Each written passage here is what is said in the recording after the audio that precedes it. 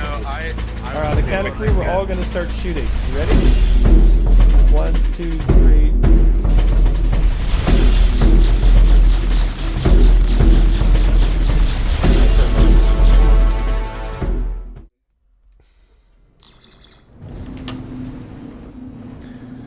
Oh yeah, let's go. A Mustang, eh? Oh, this poor man.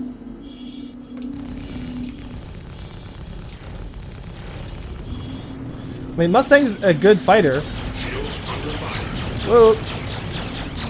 Yikes. What do we got here?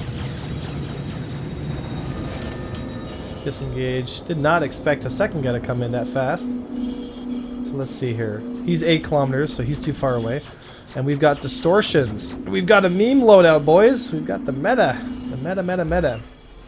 So we have got to aim duel this guy down more than anything else.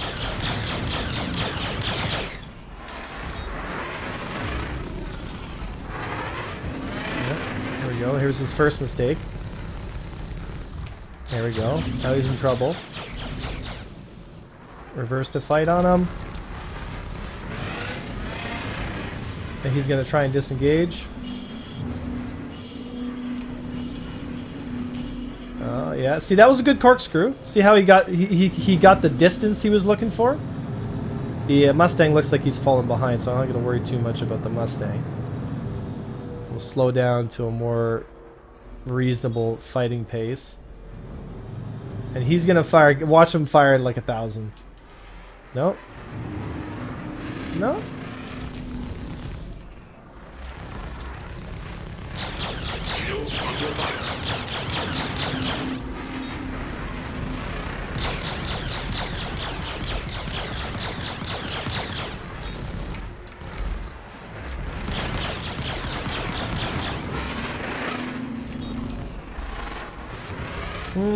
Not on my watch, Pillet.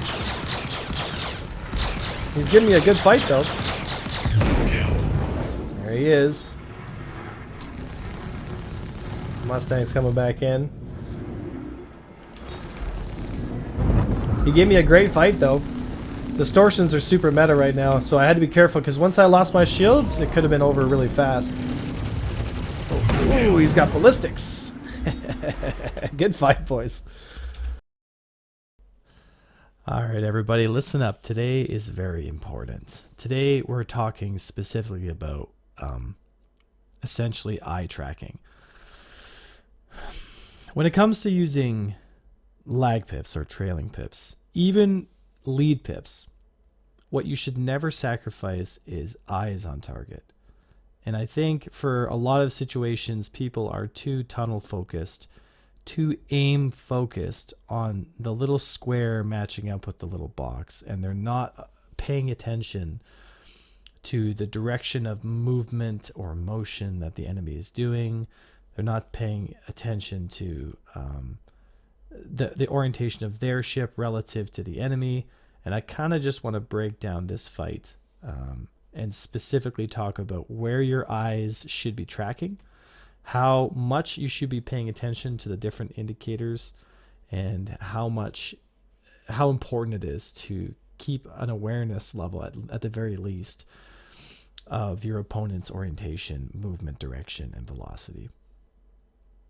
So in this little 2v1 here, we engaged the Mustang, and it just so happens that a Gladius with some distortions showed up to interrupt the fight. So we do a little bit of a pre-nose here to kind of close the distance. Because our energy state's quite high, so we want to close the distance and we want to close into where we need to go. Now, typically what happens with a lot of people in training and also just in general is you'll see their eyes will start to track about that area there. You know, they track the ship, they look for the little square pip to line up into the box, and they just kind of guide themselves on. But not that this is a mistake, but you want to increase your awareness. You don't want to focus too much on the indicator.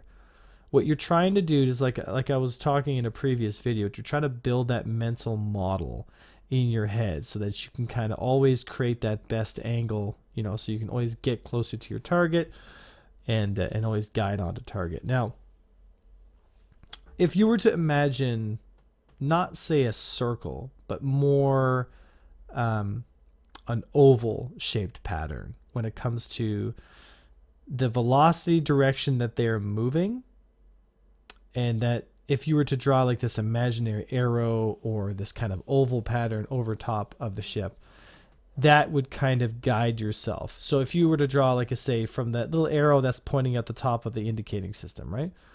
See how when we target the enemy, there's a little arrow that's attached, which represents the nose direction the enemy is facing in, right? Now, I'm going to freeze frame here in a couple seconds, and I'm going to show you what I'm talking about. But I want you to imagine for a second, now that we've lined our vector up with his. I made a video not too long ago talking about what's called canceling momentum. Okay. Now, as your eyes track the target, again, right, we're trying to put the little box into the pip, but I want you to kind of zoom your mental focus out for a second and kind of look at the bigger picture. Right now, we're orbiting around our enemy. Now we're going level. Now we're orbiting around him to his right. As we're circling in, now our vector is lining up. Now we're level. Now we want to create some more deflection, so we're going to push forward, create some more angle change.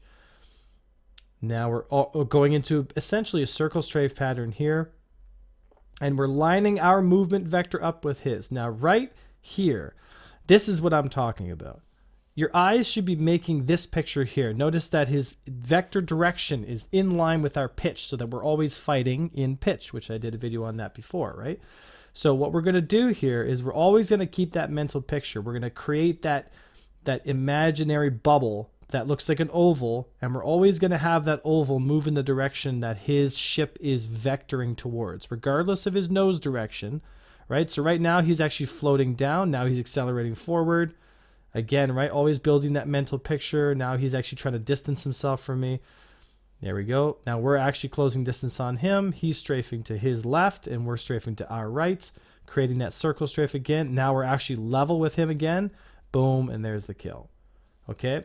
But I want you to create those mental images, you know? Always create that mental image. I did about a 30-minute video a couple days ago talking about the mental image side of it, but what I want to touch on today is specifically in terms of aim, okay? Because aim is, I mean, it's one of the most important pillars when it comes to your dogfighting. I mean, you've got to be, you've got to be accurate. You've got to be on target. And the best way to do that is to understand that lining up your trajectories. So see how he's moving on our screen in pitch, and on his screen, he's strafing to the left, right? So it makes it very easy for us to track him, cancel his motion, make it very easy for us to just kind of maintain shots on target. So that's pretty much it for today's video, guys. If this didn't make sense, try watching it over a couple more times. It takes some time to understand. It doesn't feel natural at first. This isn't like playing a first-person shooter game. This is a flight combat game in 6 degrees of freedom. So it will take some time, unless you've had previous training or your brain just simply works that way.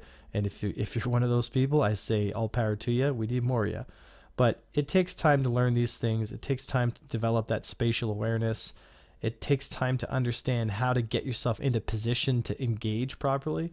But if you create those little imaginary, ovals, not circles, ovals, so that the oval is always moving in the direction that his ship is drifting towards, then it'll become much, much easier for you to line those shots up and get the kill.